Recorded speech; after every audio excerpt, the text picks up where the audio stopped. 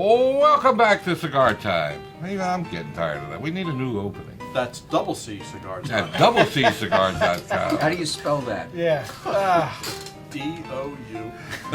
Okay.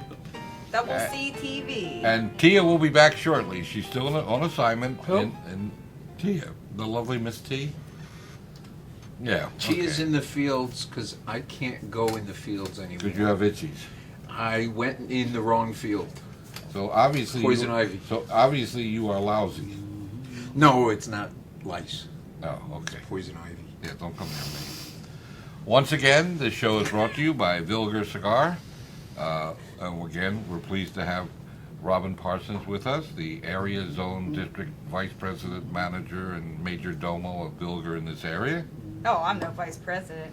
I gave you a raise. Oh, okay. No money, but you got a raise. I was gonna say my pockets are feeling a little empty. Can't have everything. But that major domo job pays really well. Yes. Yeah, the Major Domo, it's a very important job. Well, I'm the regional sales manager, but I'll take it. Regional, I like Sweet. That's nice. Yeah. that. Okay. She got that going for her. We're going to have an interview later Okay, with Jax, who is the Director of Special Events, right? Yes. Please. Hope she has a special event for us coming up soon. But more about that later. Today we're going to smoke and review what? The Cabarete, our box press Maduro. There you go. Tell us all about it. So the wrapper is a Nicaraguan Maduro, and for those who may have seen the last show where we featured the Cabarete when it first came out, you had asked me about the wrapper, and I have to apologize because some people may have seen the look. I watched the show after it had aired, and I was like a deer caught in the headlights because I can't elaborate about the wrapper other than there's something very special about it. But all the magazines will tell you that it's a Nicaraguan Maduro. It has a Cuban seed binder and San Vicente, Piloto Cubano Criollo, and Cubano Ligero Dominican fillers from the Dominican Republic. Cool. Which that this is 3 another times. one. Yeah, I can't. Oh, they meant cool. It's not a rubber baby buggy bumpers type of thing for my tongue to do. But Wow, that's pretty the good. cigar had a 91 rating by Cigar Snob, which was a very nice rating as well. And just like last week's Cuellar Creamy, this is third in the another cigar in the trilogy of Hoji Blanco blends that we produce, which would be the Trail Cabarete and the Cuellar Creamy. Yeah, it's probably one of my little favorite. It looks like a little candy bar. Looks chocolatey and delicious. Yep, very good. Paul, last week you started to tell us of the origins of the Culebra. Culebra. Oh, well, you call it Culebra, I call it Culebra. Which means snake, by the way. Yeah, it winds around. Way back in the day in Cuba, When you were a young man. well, I wasn't a young man in Cuba, but way back in the day in Cuba, cigar rollers were allocated 3 cigars a day that they could take home, besides whatever they smoked in the factory.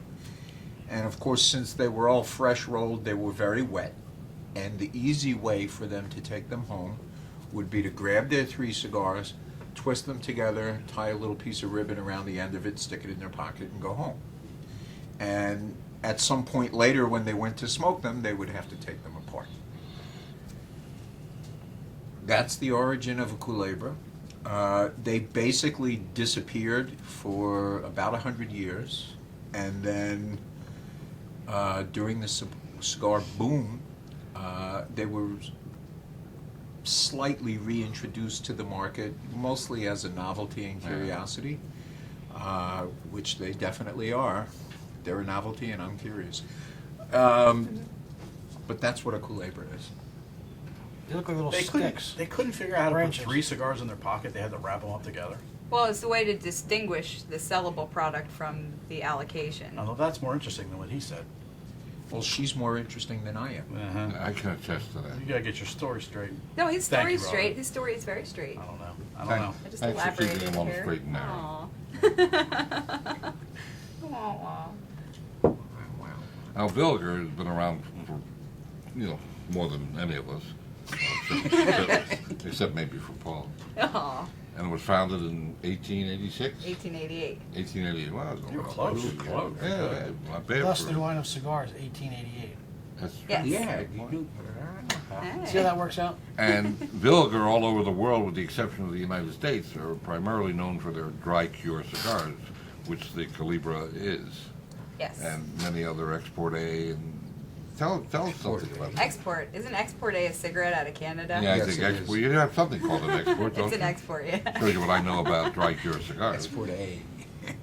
Hey. Well, it's in Canada. What you, Export. what you A. should know about dry cured Hey, cigars. hey. That's good. What you should know about dry cured cigars, we sell a ton of them. We sell a boatload of these and the Braniffs. Branos, we sell a lot of Branos. Yeah, the brand. Ton. The price points on the dry cured cigars are fantastic, and what most people don't know is when you're purchasing small cigars from X, Y, or Z company, you may be they may be having them made somewhere else. Where we have the luxury of having our own factories in Switzerland and Germany, where our small cigars are produced. A lot of small cigars are Therefore, made in Germany, I know. cutting out the middleman essentially, and so we can offer better prices to your customers and everybody else's customers. And the blends are very interesting. They're not changed; they're the same the world around, and a recognizable. The exports sell like hotcakes, and they're my definite go-to cigar in the car or on the road when I don't have my Culebras, my little Krumas to smoke. Or your Because she cremes. says it right. Creme. Kruma. Kruma, Crummy. Not these, Oh. those. you're crummy. That's a fact. For those You of wanna you that lean back? don't know, the dry cured cigars means that they are both fermented and stored in a non-humidified environment. So when you see them in the store or when you take them home, you don't have to worry about putting them in a humidor. They're good just the way they are. Yeah, and to go. we've had this argument before that I always tell people, because they ask, oh, how long are they good for? If you have a cellophaned up pack of our small cigars, I always recommend not keeping them longer than 2 years. But when I was talking to one of the guys from Switzerland, he said that they can last much longer than that.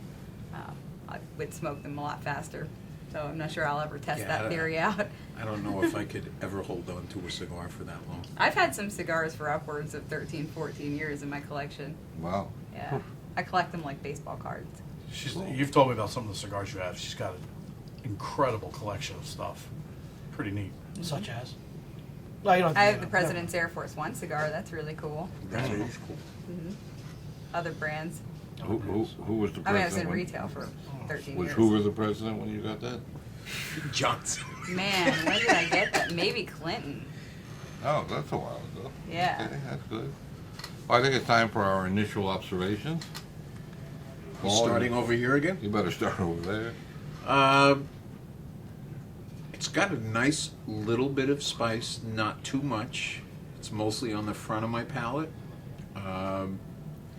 It's not as sweet as some Maduros are, but it has a little sweet note to it. Scott? I get the sweetness and the spice, but I'm getting the spice more in the middle to back of my tongue than it's normally right on the very tip. So far, I'm enjoying the cigar. Oh, sorry, I was supposed to look at the camera. So far, I'm enjoying the cigar. Can you say that one more time? I get the toasty taste that Paul said. I think he didn't said say You that. didn't say it? I'm making stuff up. So I'm making stuff up. I do get a toasty taste from it. I do get a sweet taste that Paul doesn't get from the Maduro wrapper. A little woody taste. Is that wood again? That's what I got so far. Wood. Well, you're only about 75 cents in. Speaking of 75 cents, what other price points on the cigar? $6.90 to $8. You can read pretty good. I can. It's right there. So that's in the sweet spot. It is. Yeah. Very affordable cigar. I tend to agree with everybody else. I'm getting the spice in the front of my tongue on both sides. It's, I'd say this is a good medium body. Yeah. Yeah. It's Yeah, certainly straight not medium. mild. It's not Straight full. medium. It's Right down the straight middle. medium. Yeah, right down the middle, I would call it. All right, and that's it for our show tonight. Paul, why don't you enlighten us with some tales of your? Anything. Tales of my what? You know what? Yeah. You can do Vienna Woods, whatever you like. It's a little dance. A very little dance. Well, gee, I don't Why know. don't you tell us the meaning of life? When I find out, I will gleefully report it to you. Well, Gleefully? in lieu of that, Swell. why don't you give us a history of dry cured cigars? A history of dry cured cigars. Yes, we can cut you off. What a great idea. Well, and that's it. Actually, the whole idea of dry cured cigars came out of Germany. And the basis of the idea was they were sending people out exploring and conquering lands elsewhere. Are they the Normans? Norman and Philip and Fred. They were sending people out, Really, and Normans. the regular cigars would just dry out on long ocean voyages. Do you think they would stay damp? They would stay humid on the ocean voyage? Well, Solar. so they would get dry. Okay. No, So- shut the hell Let up. him tell the story. No, it's much better if you interrupt me. Believe.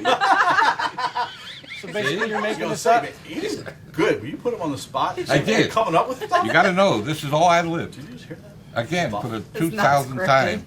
There's no script to this show. I'm sure it shows it too sometimes. Yeah. There's no script.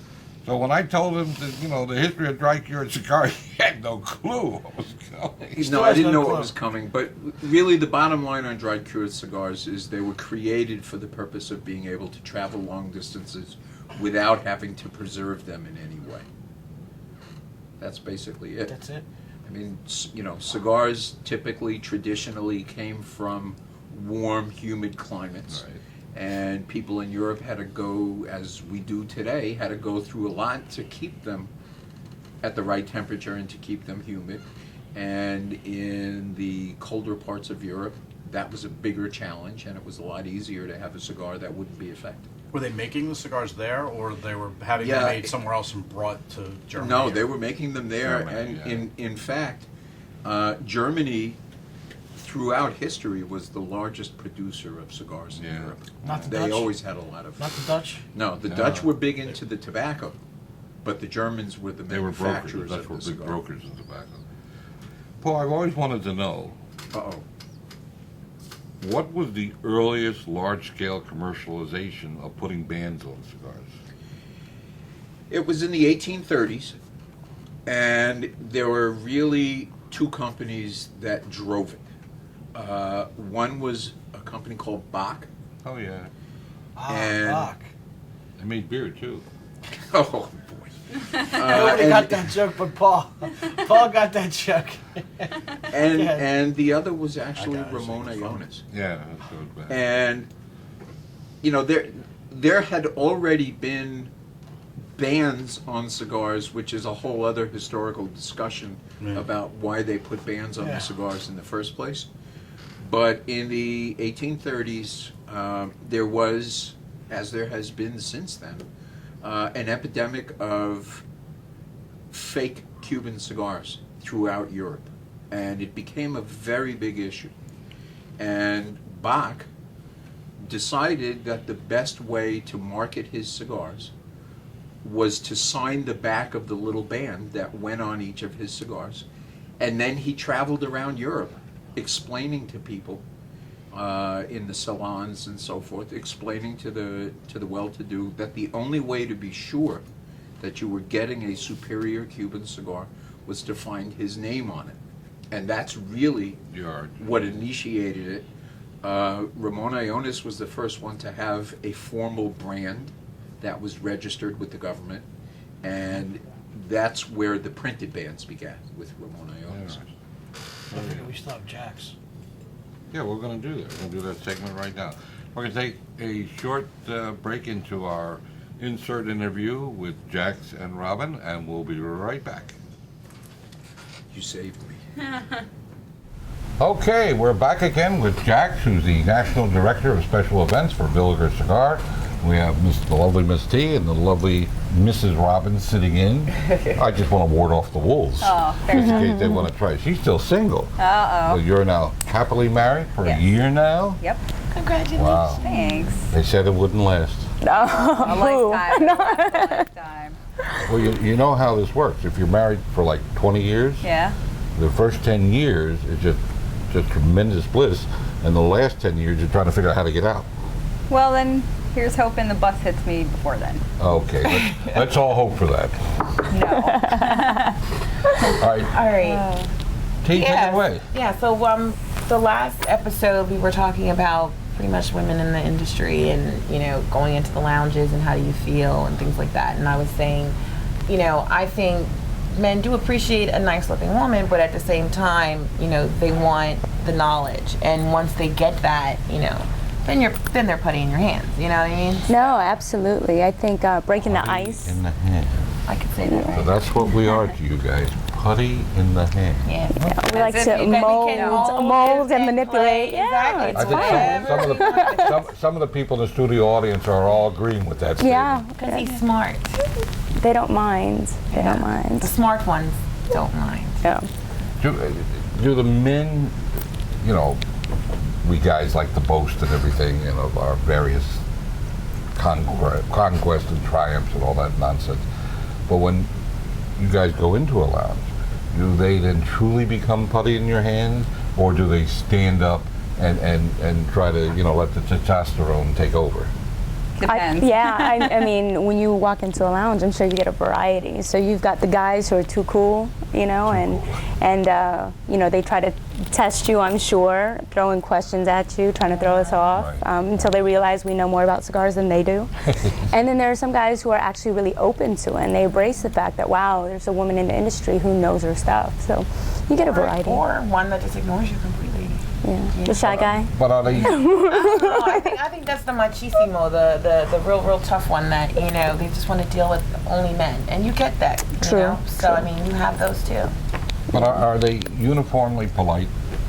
Yeah. For the most part. It doesn't Yeah. get out of hand too often, I does don't want it? anybody to be You gotta be able to put them in their place when Oh, they I get out of get hand. that. I You gotta understand play that. with the big boys. But- You gotta be a big boy. But I think also, like Robin was saying in the last episode, is like when you first walk in, and if they don't know who you are, they Right. don't know your level of, I guess, knowledge, then they come in, or they'll ask you, so what are you looking for, or can I help you, as if we walked into the wrong place, or if we're there for somebody else. So I think once that ice is broken, then their whole persona and their whole mood changes. But typically, right off the bat, if they don't know me, then they're gonna basically act as if I don't know what I'm talking about or what I'm looking for. You know what I thought was interesting when I was in the Dominican and I was at these restaurants, and they're pretty much smoke-friendly restaurants down there, and it was just everyone was in there was just smoking cigars, women. It was just like nothing, you know, Normal. like this is normal. That's the It was the culture. norm, you know, and I A love lot that. of Europe is still that way too. And I love that. So, you know, I mean, it can depend on where you are too,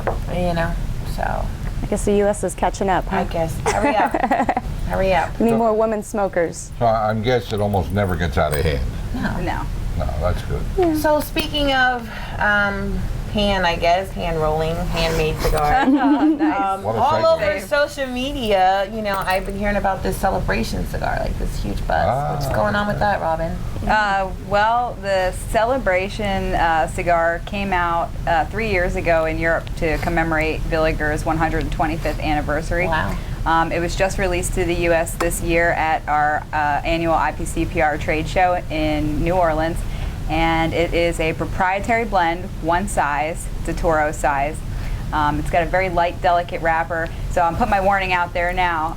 It's probably one of the best cigars I've ever smoked in my entire Wow. life, but must be ginger with taking off the band. I would never take the band off even halfway through. I'd wait till you get just about down to the band, and if you're a chewer or you salivate when you smoke, to be very careful because the wrapper does tear easily.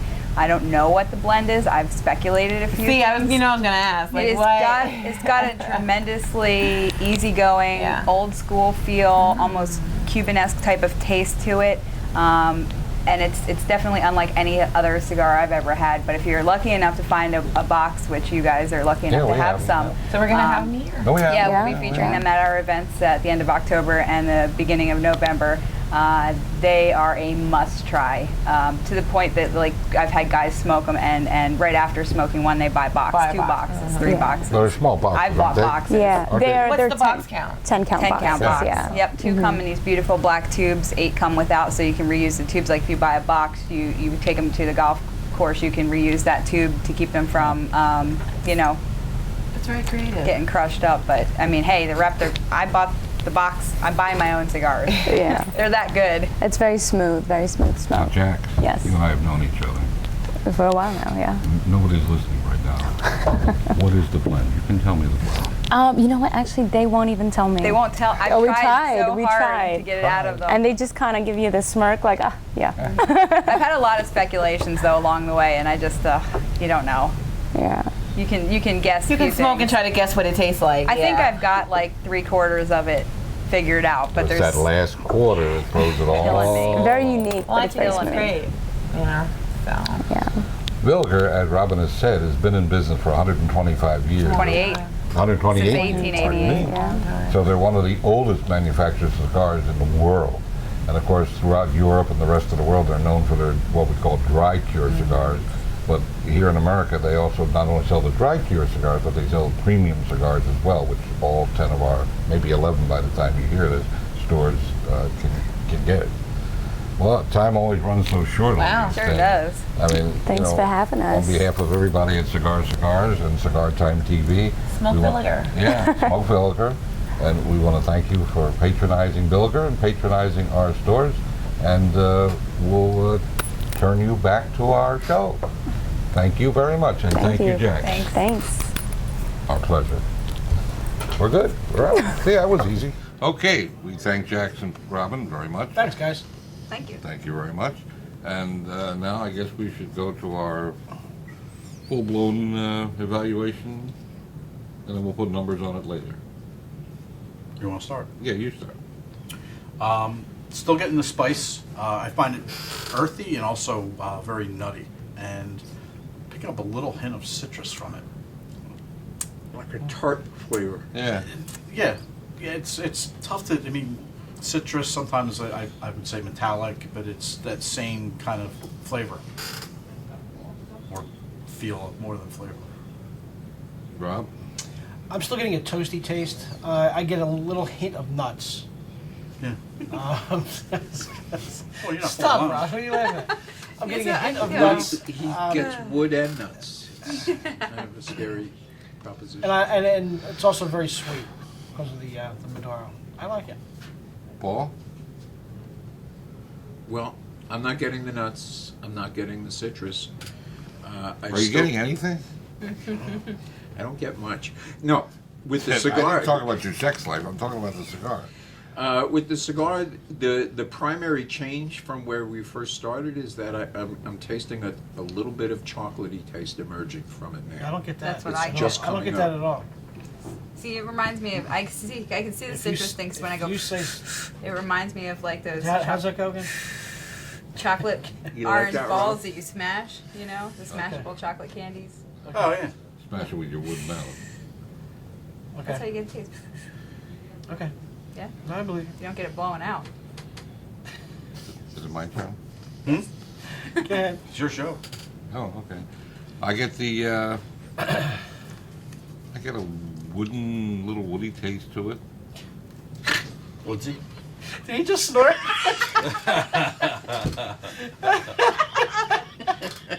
Nice. Oh wow. Very nice. I gave the setup. What more you want? Overall, very pleasant cigar.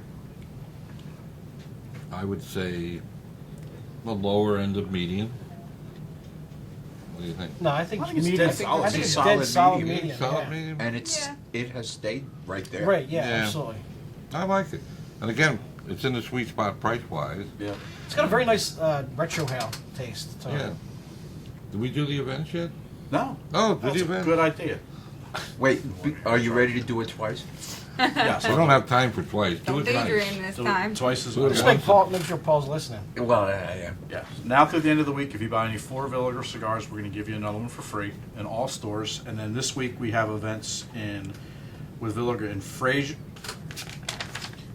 pardon me, Is that sentence over? Is Freehold. that sentence over? From Freehold from 1 to 7 this Thursday, November 5th, Paul, from 1 to 7. Sadly, I'm not going to be there. I don't see how that'd be sad. Then it'll run better. Then on Friday the 6th in Colmar from 4 to 10.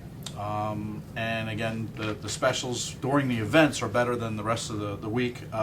If you buy 3, you're going to get 1, 5, and 2 in a box, and A whole lot more. a whole bunch of stuff. And that's a swell deal. That's swell. Yes. That's yes. swell. All right, I guess we're ready for numbers. Well, he reviewed it first. All right, go ahead, Scott. I would give it an 8.5. Okay. I like this cigar. It's enjoyable. Rob? I give it an 8.75. Oh, okay. Ooh. Nice, nice. He's That's a big redeemed change from himself. last week. That's because it's a better cigar than last week. I Oh, tend so to a lot agree would with disagree. Scott. Well, I don't tend to agree with Scott, but in this case, I agree with Scott. I'll give it an 8.5. I give it the 8.75, which makes it 8.625. Now that is correct. Normally you're way off. Well, that's up for the viewers to decide. I calculate all these millions of calculations in my head in a matter of split seconds. I'm not a machine. My God. I know he won't help you either. Yes, Now when he it will. comes to this show. Yes, you will. So, Robin, what's exciting coming up in your life? Well, Thanksgiving. Thanksgiving. Nice. Is Couple that of weeks. literally? This'll be the Is that 19th year. literally or figuratively? No, it's my 19th year making Thanksgiving dinner in a row for my family. that's awesome. That's very nice. How do you make Thanksgiving dinner in a row? Years in a row. Oh, that's all. You gotta say goodbye. Yeah. Want you to know these cigars are available at all 10 cigar stores. But if you don't have a cigar store near you, we please request that you support your local tobacconist, who, especially with this time of year and getting cold out there, gives you a lounge to smoke in, probably free, hopefully free hot coffee, and internet connection, and the whole life. As we enter, we're actually well into our 3rd year now. We really, really want to thank you very, very much for your support and your patronage, and I guess we're going to see you hopefully next week. Come on. Thank you. Bye. Ciao for now, everybody. And Smoke happy. sweet. Stop with the smoke sweet. Smoke sweet. God help her. These had to be the 2 ditziest episodes we've ever done. Did she? Yeah. Ditzy. Possibly.